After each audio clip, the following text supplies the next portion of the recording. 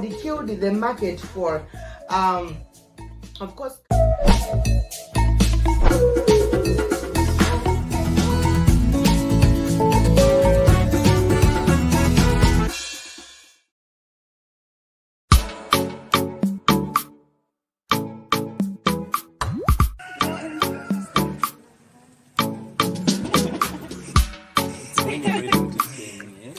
I'm ready.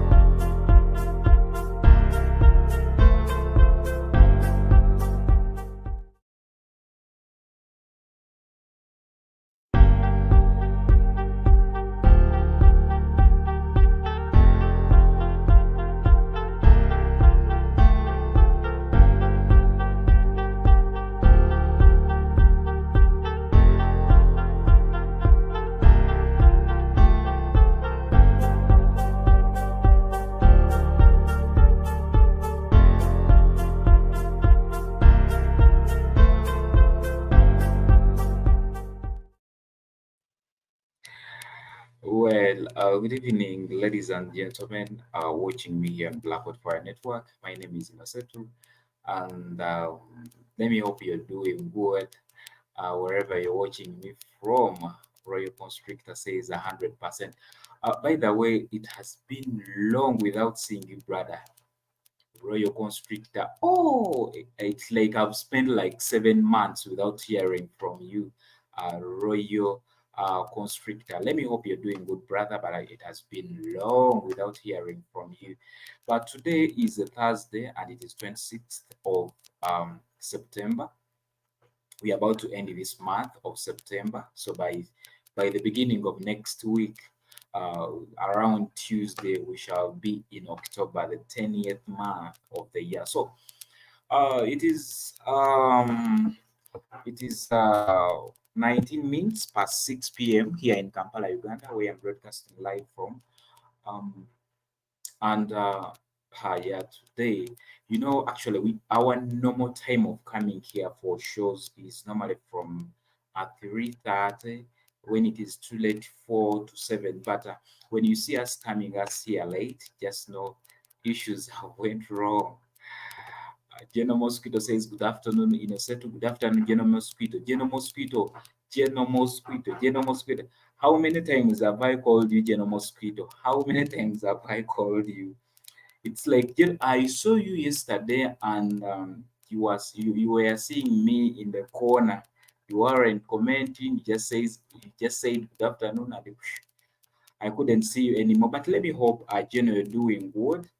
Where of course you're doing different things here and there. Let me hope you're doing good and it has been so nice.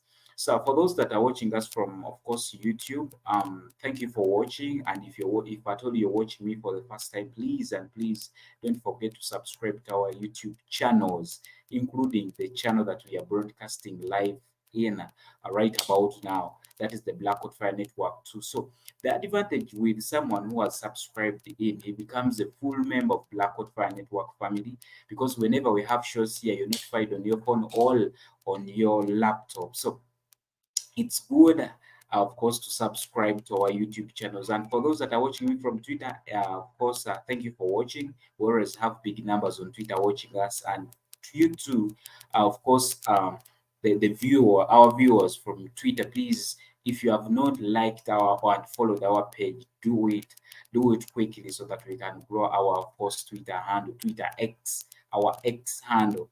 Yeah, today's topic is about the entire Egyptian history. Today we are going to talk about Egyptian history. Many of the civilizations that we see in the world today, they rotate around the Egyptian history. So today we are going to talk about the Egyptian history. So the Egyptian history is one of the uh, is actually incredibly rich and spans thousands of years. So when we look at when we break it, there is the pre-dynasty period, which was of course comprised of the early communities along the Nile that began to develop agriculture and settled life, gradual development of social structures, and of course technologies. That is the pre-dynastic period. So there is also the early dynastic period, that of course that is comprised of the unification of the Upper and Lower Egypt by King Menes. Of course, the establishment of the Memphis as the capital. By then, there is also the Old Kingdom known as the Age of the Pyramids, construction of the Great Pyramids of Giza, and of course the strong centralized government and flourishing arts that we see in, of course, in Egypt today. That, however, most of them that have been stolen and, of course, are scattered around the world, most especially in the US and Europe. So there is a period that is called the first immediate period. This period is, of course, the period of political fragmentation and chaos, decline in centralized power. There is also the period which is called the Middle Kingdom, where the reunification of Egypt, of course, was in this period, and military campaigns. So expansion of trade and military campaigns. There is also the second intermediate period, which is known for invasion and ruled by Hekos, a foreign Semitic people, introduction of the new technologies like the horse-drawn chariot. There is the New Kingdom. This was, of course, this is mostly known for Egypt's most prosperous and powerful period, where famous pharaohs, like of course, like the Hatshepsut, and of course the Ramses II, and the others, the extensive building projects and military conquests in the new, of course, kingdom. There is also the third, of course, intermediate period. This is known for declining the central power and division of the kingdom. There is also the increased influence of foreign powers in this period. There is also the period that is called the late period, that of course is known for brief resurgence of Egyptian power, the conquest of the Persians, and later by Alexander the Great. There is also the Ptolemaic period. This is the period of the Greek rule establishment and the Ptolemy the First after Alexander's death. The famous rulers like, of course, Cleopatra the Seventh, among others, blend of the Greek and, of course, Egyptian cultures. There is also the Roman period. This is Egypt that we are going to break it through. I'm just giving a highlight of what we are going to discuss today. So there is also the Roman Empire, like I said, where Egypt becomes a province of the Roman Empire, continued culture and economic significance. Lastly, the Islamic conquest. So where Egypt becomes part of the Islamic world. So significant culture and religious transformation in this period. So that is what we are going to go through today. Jibi Jabba says, hey family, how are you doing, Jibi Jabba? How are you today? Let me hope your day's been so nice. Yesterday, we had the issues with electricity. We had the issues. By the time we could go live like this, electricity could go off. Ouch! We could and I don't know how, maybe it was coincidence because I was here, and actually whenever electricity could go off here, it could go off at Maria's side. So things became tough yesterday because of we had a lot of unnecessary. I like rain, but yesterday we had a lot of unnecessary rain. It had a lot of winds, like it was too much. Actually, even some electric poles ended up falling down when I was moving around today morning. I was seeing most of the electric poles are down. So I guess that's what made electricity to be fluctuating yesterday. We tried to come late in the night, but things weren't easy. I could be on, I go off, I go on. But let me hope GB Jab are also doing fine. I'm also doing fine, and fine. So I don't want to waste any time. I want to, of course, to share. Of course, actually, if at all you have anything you know about Egypt, Jibijaba, Royal Constrictor, and of course, a general mosquito, the people that I've seen live right about now watching me, you can tell me what you know about Egypt, what you heard about Egypt, uh, uh, the myths you've heard about Egypt, because today we are going to discuss about Egypt. We are going into Egypt. We are going to the pharaohs. Actually, for me, I used to watch a lot of Egyptian movies, but uh, I knew Egypt before going to school or stuff. I knew Egypt in movies. Like I knew Egypt in movies, and well, actually, even that Jesus film movie that we used to watch when we were still young, it was so much of Egypt. So we watched that film. I don't know whether you have ever watched that movie, Jibi Jabba, of Gods of Egypt. It was a nice movie. I watched that movie when I was still young. Like actually, I can't even get tired of that movie. The so-called Gods of Egypt. Jimmy Jepper says they use the levitation to move all those heavy blocks of stone. Yeah, true. Because there is a lot of science behind the construction. Actually, behind the construction of most especially the so known pyramids in Egypt. There are a lot of technology that is behind those pyramids. However, some people say that. There are a lot of things that are hidden in those pyramids, and actually, most of the things, the ancient things, actually, the ancient knowledge, the ancient technologies, those people used it was stolen by the whites from Egypt. From Egypt. That's why actually they're not giving too much care to the pyramids because they stole almost everything that was inside those pyramids. Uh, um, Jimmy Jabba says, yeah, too many people are, too many white people in that movie. In that, Mosquito says, Egypt, I had it's the Middle East. Mm, some people say that, but I remember Keith telling us here that Middle East. I had kids saying that Middle East was part of Africa, and indeed there are some research I've made that Middle East is part of Africa, but it's called the Middle East. I guess the reason is because of this era, this last era, the Islamic conquest. That's why it is called the Middle East, because when you look at most of the people in Egypt, they are Islam. So I guess that's why it is called the Middle East. I guess, I guess that's why it is called the Middle East. I guess yes, it's called the Middle East because of that. Yeah. So guys, you're going to allow me, of course, learn with you Egypt stuff. Is a kind of video that, of course, explores a lot For millennia, the Egyptian Grand Pyramids history. of Egypt have towered over the desert sands. Everything about the great ancient civilization that once seized the lands remained a mystery. What? What? GP Jabba says that INNOSSETU, Africa extends up to Italy. Africa is as big as that. Wow. Wow. Wow. Wow. Lake. Wow. Human. For millennia, the Grand Pyramids of Egypt have towered over the desert sands. Everything about the great ancient civilization that once seized the lands remained a mystery.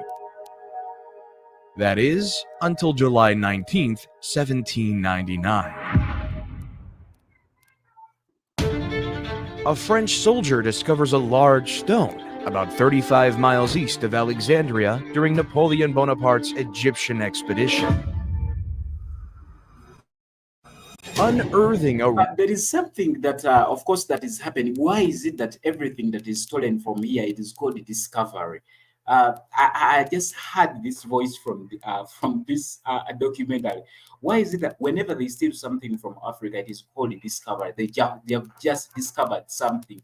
All the things that have been stolen from Africa, they have been discovered. It is not theft to them. It is discovery. Crazy. written language that had been dead for thousands of years. The translations would prove to be the key to unlocking the secrets of an entire civilization.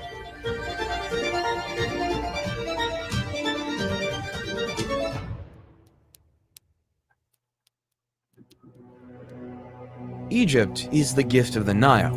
That's what Herodotus, the father of history, said. Since the Nile is the lifeline, as it provided Egypt with water for the cultivation of crops, which led to the burgeoning of civilization all along the length of the Nile Valley. The river strip that divided the Egyptian territory into two parts provided a favorable environment for the rise of civilization when the Nile Valley began in the Miocene times, cutting it into its current shape.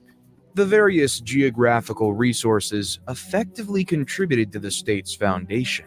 As a result of the annual floods that spread the fertile soil to the east and west over the centuries, mud deposits built up.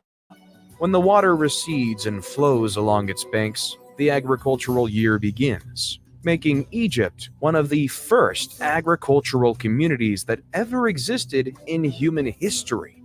At the end of the Paleolithic era, there was a widespread production of arrows, harpoons, horns, sewed skins, bone works, and pottery. Carbon-14 tests, on the other hand, were used by researchers to demonstrate that corn was harvested in a Neolithic silo on the edge of Fayum between 4600 and 4250 BC.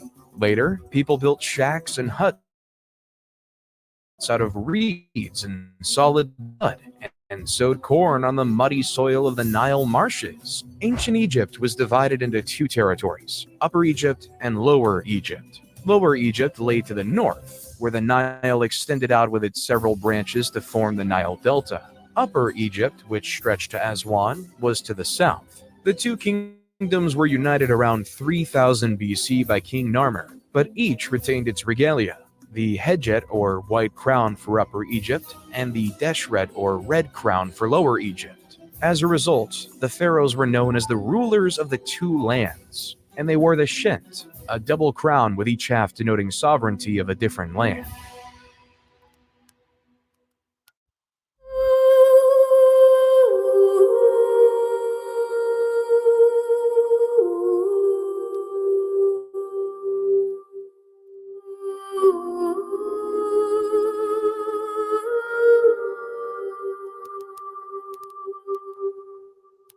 The pre-dynastic period in ancient Egypt is the period preceding documented history, encompassing around 6000 to 3150 BCE from the Paleolithic to the Neolithic age and on to the founding of the First Dynasty. While there are no written records from this period, archaeological digs in Egypt have unearthed items that convey their tale of the Nile River Valley's cultural history. The pre-dynastic period is called by the regions or ancient city sites where these artifacts were discovered, rather than the cultures that lived there.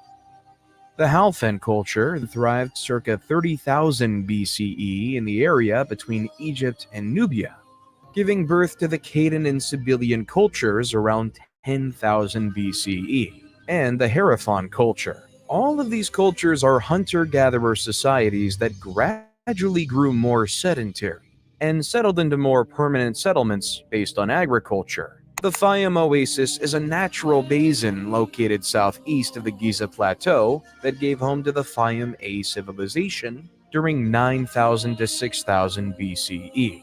These people lived in the vicinity of a vast lake and made their living through agriculture, hunting, and fishing. The people of Fayum constructed reed homes with subterranean basements for food storage, Cattle, sheep, and goats were domesticated, and basketry and pottery production flourished. During this period, tribal chieftains assumed positions of power, which may have been passed down to the next generation in a family or tribal unit. Communities went from tiny tribes traveling together to large groupings of diverse tribes living in the same region all the time. When you come back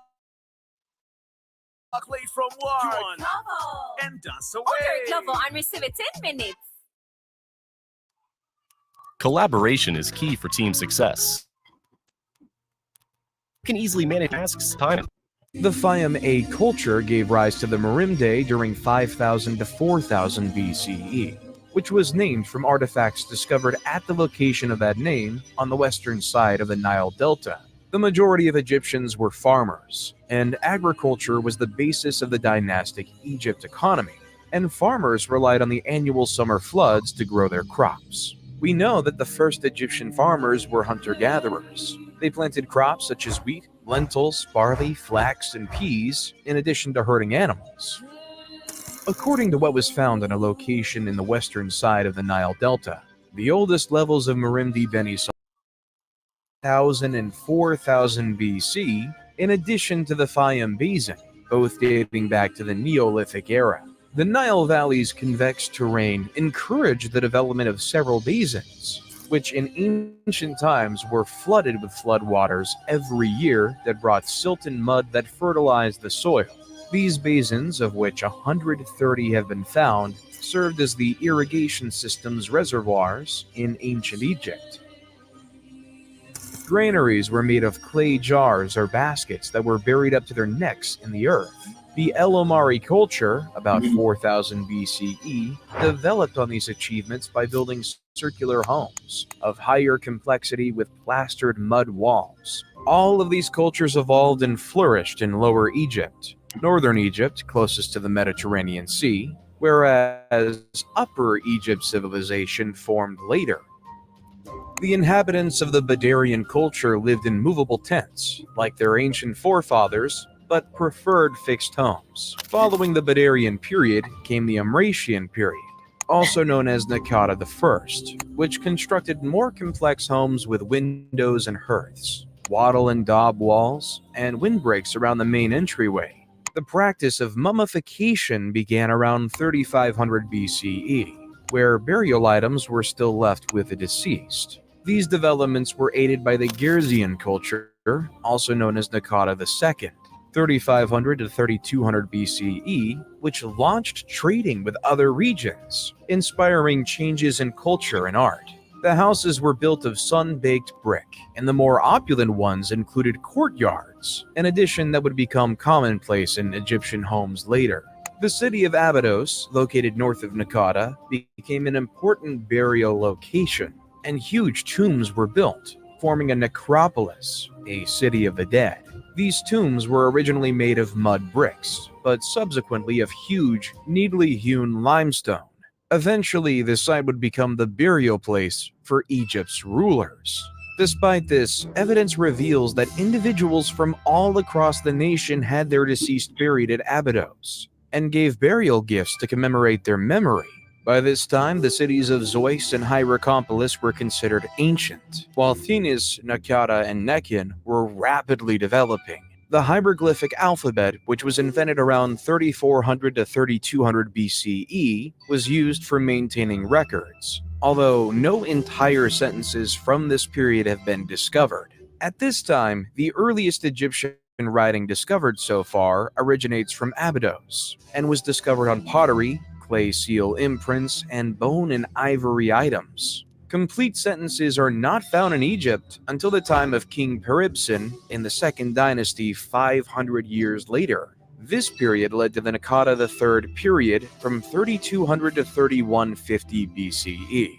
Following Nakata III, the early dynastic period and Egypt's recorded history began. With commerce, communities expanded and flourished, and the populations of both Lower and Upper Egypt increased. Small villages of brick dwellings and buildings evolved into bigger urban centers that soon clashed. most likely for trade products and water resources. Thinis, Naqada, and Nekhen were the three principal city-states of Upper Egypt during the period. Thinis appears to have defeated Naqada before absorbing Nekhen.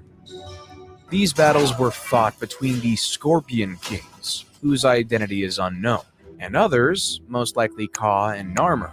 According to some researchers, Scorpion I, Scorpion II, and Ka were the final three rulers of the Proto-Dynastic Period, before King Narmer invaded and unified Lower and Upper Egypt and created the First Dynasty.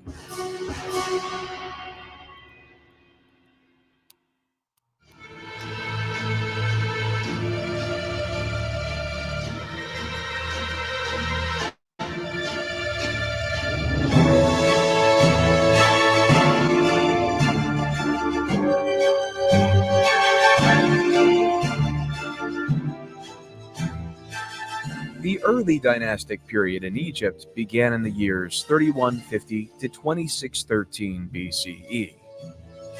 This marks the beginning of the country's historical era in which Upper Egypt, the south, and Lower Egypt to the north were unified as one country under centralized authority. During this time, the divine rule of the monarch started, and a distinct Egyptian culture emerged, including the development of writing, arts, and sciences. Menes, the first king of Egypt, was a ruler of Upper Egypt, presumably from Thinis or Hierakonpolis, who defeated the other city-states around him before conquering Lower Egypt around 3150 BCE.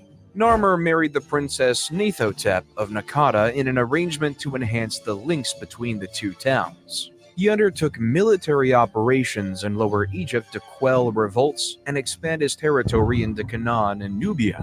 He sponsored massive construction projects, and urbanization developed throughout his reign. Hor-Aha, Narmer's son, is assumed to have succeeded him in 3100 BCE, continuing his father's military expansion and increasing trade. He was notably interested in religion and the concept of the afterlife, and it was under his reign that the Mastaba tomb was built. Hor-Aha was replaced by his son Jur in 3050 BCE, who followed in his father's footsteps. His son Jet, about 3000 BCE, married Princess Mernith and is considered to have taken leadership of the nation after his death.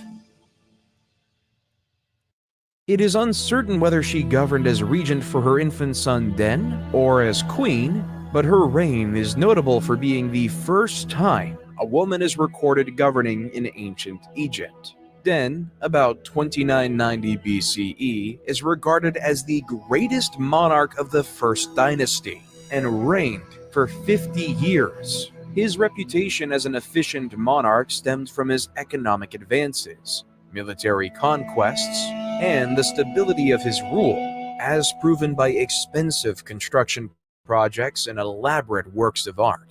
Den is the first monarch to be represented wearing the crowns of Upper and Lower Egypt, showing that he ruled over a unified nation. Den was succeeded by two additional monarchs, Enegib and later Semerkhet, both of whom had tough reigns marked by insurgency. The dynasty ended with the Ka's reign, during which his heirs struggled for the throne and were defeated by Hotep-Sekemui, who established the Second Dynasty. Internal strife and a lack of, or misunderstanding over, records ruined the Second Dynasty, 2890 to 2670 BCE. None of the Second Dynasty monarchs have reliable dates, and several of the kings' names appear to be repeats of earlier rulers. Hotep-Sekemui, which means two powerful ones at peace, is a prime illustration of this issue. Because of his name, it would seem that he came to power after subduing the princes who fought for the throne after Kwa. But his name is inscribed on the entrance to Kwa's tomb, implying that he was the ruler responsible for burying Kwa, and he already had that name before the succession war broke out. Hotep-Sekemui is credited with bringing peace to Egypt upon his ascension to the throne. Although a brief one, instability and rebellion marked his reign. Raneb, also known as Nibra, was the first to link his name to that of the gods, and so create a bond between the monarch and the divine. There is no reasonable explanation for Peribsen's decision. Early academics claimed he was the first monotheist who declared Set to be the sole deity, but evidence of his reign's devotion to various gods disproved this. Because his name is only found in Upper Egypt, it's possible that he opted to ally with Set for political reasons, to distinguish himself from the Horus religion of Lower Egypt. Hi, welcome to Reliable Machinery Factory. Here I introduce to you a big filling machine with capacity 20. For whatever reason, he is regarded as a good monarch because commerce, the economy, religious practice, and the arts all thrived during his reign. Peribsen was replaced by Kheskemwy, probably his son, who continued his predecessor's construction projects and is believed to have brought Egypt's two regions back under central control, or at least reinforced unification. His most famous works include the statues at Hierakonpolis and Abydos, as well as his role as the father of Pharaoh Djoser.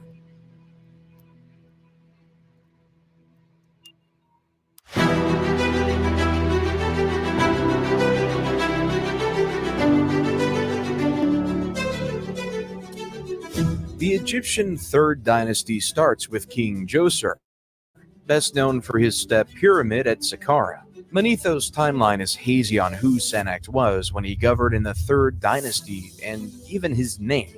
Sennacht's name is only known from the Abydos monarch list, the Turin Papyrus, and two reliefs discovered in the Mastaba tomb, number K2 at Beit Khalaf. Djoser erected so many monuments that historians have long assumed his tenure extended at least 20 years. He started military campaigns to Sinai and kept Egyptian unity, resulting in the stability required for his construction projects and the growth of the arts. Djoser's step pyramid at Saqqara is Egypt's first recognized pyramid, which was designed by his architect and vizier, Imhotep.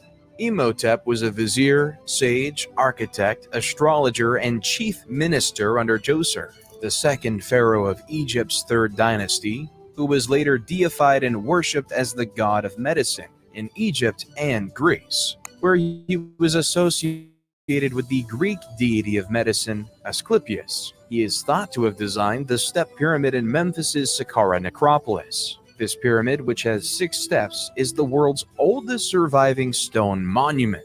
An inscription carrying his name on a statue of Djoser uncovered near the Saqqara pyramid site attests to Imhotep's high status in Djoser's court. The inscription includes titles such as the leader of the sculptures and the chief of the seers. Historical documents depicting Egyptian society and medicine throughout the Old Kingdom demonstrate that the main magician of the pharaoh's court frequently functioned as the nation's chief physician. The step pyramid started as a basic mastaba monument with a flat top and sloping sides, similar to many previous dynasties' tombs. The architect, Imhotep, on the other hand, had bigger plans for his king's eternal dwelling. The step pyramid is a succession of mastabas piled on top of each other, each step slightly smaller than the one beneath, to create a pyramid shape. Earlier mastabas were made of clay bricks, but the step pyramid was made of stone slabs with carved motifs of trees and reeds on them. When finished, the step pyramid stood 62 meters tall, making it the tallest building of its period. To deter robbers and secure the king's corpse and burial goods, the real chambers of the tomb were dug beneath the foundation, as a maze of passageways with rooms off the hallways. However, this strategy did not work because the tomb was robbed of all of its valuables, including the king's corpse. In antiquity, only his foot was discovered in the tomb. Nonetheless, the step pyramid's design and building epitomize the genius and vision of the Third Dynasty builders, who would later raise the buried pyramid and the layer pyramid, among many other structures and sanctuaries. These early visionaries established the foundations for the later true pyramids of the Fourth Dynasty, which have mesmerized and captivated people for millennia.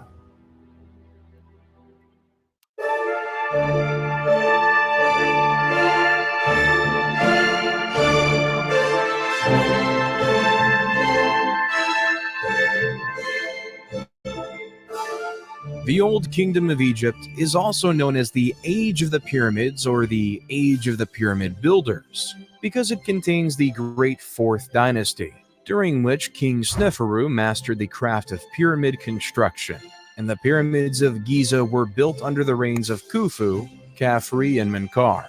The historical documents of this time, the 4th to 6th dynasties of Egypt, are sparse, and historians consider the history of the era as literally written in stone, and mainly architectural in that academics have been able to build a history through the statues and their inscriptions. The pyramids themselves provide little information about their architects, but adjacent funerary shrines and stelae provide the king's names and other significant information. In addition, carvings in stone discovered elsewhere during the period document different events and the dates on which they happened. Lastly, the mausoleum of the 5th dynasty's last monarch, Unas, contained the first pyramid texts, detailed drawings and writings inside the tomb that cast light on the religious views of the period. During the Old Kingdom of Egypt, the elite standardized art and figures were produced uniformly to reflect the tastes of Memphis, the capital. Although other art forms such as painting and literature exhibit more skill in the Old Kingdom, statues from the late early dynastic and early Old Kingdom periods are very comparable. The Old Kingdom's most famous works of art are the pyramids of Giza and the Great Sphinx of Giza, both of which remain today, although smaller structures were crafted with the same precision and beauty. In reality, Egyptians placed great importance on Old Kingdom art and architecture in later ages. Although all levels of society may have shared the same religious systems, social inequality persisted even after death. The only significant impediment to reaching an afterlife was being buried outside of Egypt. Egyptians thought that, to be reborn, they needed to be buried in Egypt. If they died abroad, their relatives went to tremendous pains to bring their bodies back for burial, so those correct funerary rituals could be performed and they could be buried in their native land, allowing them to enter the afterlife. To coordinate the labor force that constructed the pyramids at Giza and elsewhere during this time, unprecedented bureaucratic efficiency was needed, and this bureaucracy could only function under a powerful central authority. At the top of the pyramid that represented Egyptian society, the monarch stood. He was granted ownership of all of Egypt by the gods, at least in theory. The literate and illiterate classes were divided in the Egyptian social structure. The literate class was the ruling class. They were a small fraction of the population, but they were the main criteria for determining the character of ancient Egyptian society and everything we knew about the civilization. Individuals were frequently more important than the positions they held. As a result, while the king established the scope of bureaucratic power, effective administration was ultimately dependent on the same pool of literal aristocrats without whom the king could not govern, and we'll state some of them as follows. Because an Egyptian king could not personally control every area of society, the role of the vizier was established as early as the early dynastic period. The vizier, who can be assimilated into a form of prime minister, assigned responsibility to other members of the court, sent communications through scribes, and managed the military, regional governors' activities, public works projects, and tax collections, among other things. Huni, the last king of the 3rd dynasty, was long thought to have initiated the massive building projects of the Old Kingdom by constructing the Mitam Pyramid. But credit for the Mitam Pyramid goes to Sneferu, the first king of the 4th dynasty, who may have been Huni's son by one of his minor queens. Sneferu began the Old Kingdom's golden era, with his most noteworthy achievements being the 2 pyramids constructed for him at Dashur. Sneferu started his work with the pyramid at Mitam, known as the False Pyramid, due to its shape. It resembles a tower more than a pyramid, and its exterior casing is surrounded by a massive mound of gravel. The Pyramid of Mitam was Egypt's first real pyramid, but it did not last. This is because changes were made to Imhotep's initial pyramid design, causing the exterior casing to sit on sand rather than rock, causing it to fall. The Crooked Period and the Red Pyramid are Sneferu structures at Dashur, or North Pyramid. The Bent Pyramid gets its name from the fact that it rises at a 55-degree angle and then changes to a 43-degree angle of smaller stones, giving the impression of bending in towards the summit. The workers had finished the base and sides before recognizing that a 55-degree angle was too steep, and changing their plan to conclude the job as best they could. Sneferu appears to have grasped the issue and went on to construct his third pyramid. Sneferu appears to have been a ruler unafraid of loss or sorrow. When the Bent Pyramid failed to satisfy his standards, he simply began over. The Red Pyramid, named after the use of reddish limestone in its building, was constructed on a firm foundation for better stability and rose at a 43-degree inclination. The Red Pyramid, 105 meters tall, was Egypt's first effective real pyramid. It was originally encased in white limestone, as were the other later pyramids, which crumbled away over time and were collected by locals for other construction projects. Following in the footsteps of Djoser's complex at Saqqara, Sneferu had mortuary temples and the other structures built around his pyramids, with priests overseeing day-to-day activities once the Red Pyramid was finished. All of this points to the stability of his rule, which he bequeathed to his son Khufu when he died. The ancient Greek authors referred to Khufu as Cheops, and he's best known for his Great Pyramid at Giza. In their works, the Greeks portrayed him as a tyrant who oppressed the people and compelled them to labor for him against their will. This perception may have been created by the tales contained in the Westcar Papyrus, a compilation of 4 stories written about the kings of the 4th dynasty and found by Henry Westcar in around 1824 CE. The papyrus contains 4 tales recounted by Khufu's sons, including one in which King Khufu summons a sorcerer who claims to be able to reconnect a decapitated head to a body. And some academics read his actions in requesting a demonstration as malicious or careless. During the reign of Khufu, Egypt became even wealthier as a result of his military battles against Nubia and Libya, as well as his lucrative trade deals with cities such as Byblos. He also invested in agricultural innovations to improve the livelihoods of his people. During his reign, the world's first documented dam was constructed in Wadi Jarawi, a mountain range west of modern Helwan. This dam improved water availability for farms and others in the town. The Great Pyramid of Giza is the final of the ancient 7 wonders of the world, and a distinguishing emblem of Egypt. It is situated on the Giza Plateau near the modern city of Cairo, and was constructed over 20 years during the rule of Khufu. Although many hypotheses exist regarding the pyramid's purpose, the most generally acknowledged idea is that it was built as a tomb for the king. However, how it was constructed remains a mystery to this day. Historians continue to dispute the idea of ramps going around the outside of the building to move the blocks into position. These theories persist despite a growing body of evidence proving that the pyramid was constructed by the ancient Egyptians using technical means that were most likely so common to them that they felt no need to document them.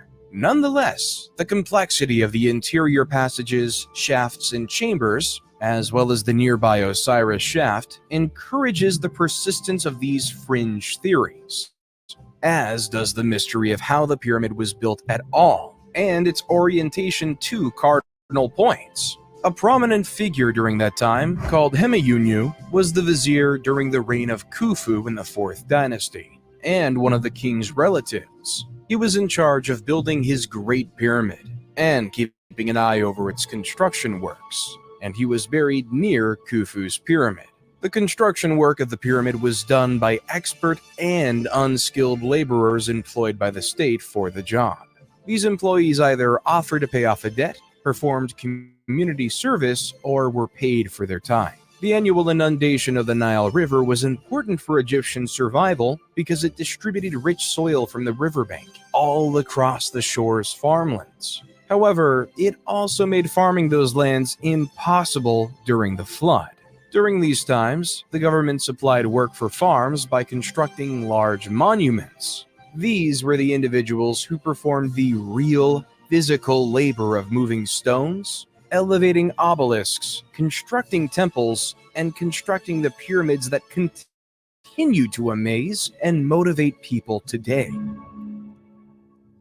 Khufu was replaced by a family member outside the legal line called Jedefra after his death. Jedefra was Khufu's son, but he did not appear to be his designated heir. Some scholars believe Jedefra built the Great Sphinx of Giza, while others believe Khafre, his sibling and successor, built it. The Sphinx is the world's biggest monolithic monument, showing a recumbent lion's torso with a king's head and visage. Historically, this king's visage has been identified as Khafre's, but Dobrev and others believe it's Khufu's.